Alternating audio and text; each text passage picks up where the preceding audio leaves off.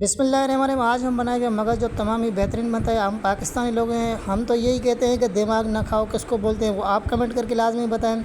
इसको हम ठंडे पानी में डालेंगे तो बेहतरीन नमूने से साफ़ हो जाएगा, अच्छी तरीके से साफ़ हो जाएगा, क्योंकि हम जो चीज़ बनाते हैं उसको अच्छी तरीके से साफ़ करें। उसके बाद में हम करेंगे उबाइल के बाद में छोटे छोटे टुकड़े करेंगे।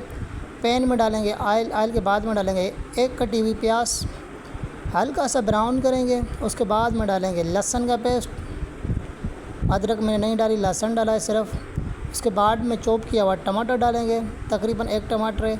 उसके बाद में हस्बे जायका नमक, लाल मिर्च, सूखा धनिया, हल्दी। मसाले को तकरीबन 1.5 से 2 मिनट पकाने के बाद में हम डालेंगे इसमें मगज़ और अच्छी तरह से मिलाएंगे। अच्छी तरह मिक्स करने के बाद में हम डालेंगे इसमें कटी हुई हरी मिर्चें, तकरीबन 3 कटिंग की हरी मिर्चें। उसके बाद में देंगे ढक्कन 2 मिनट के लिए, तब तक रोटी सेक लेंगे। ऑलमोस्ट हमारे ब्रांड की जो रेसिपी है वो रेडी हो चुकी है। उसके बाद में डालेंगे हरा धनिया, इसको रोटी के साथ पेश करें, माशाल्लाह बेहतरीन बनता है।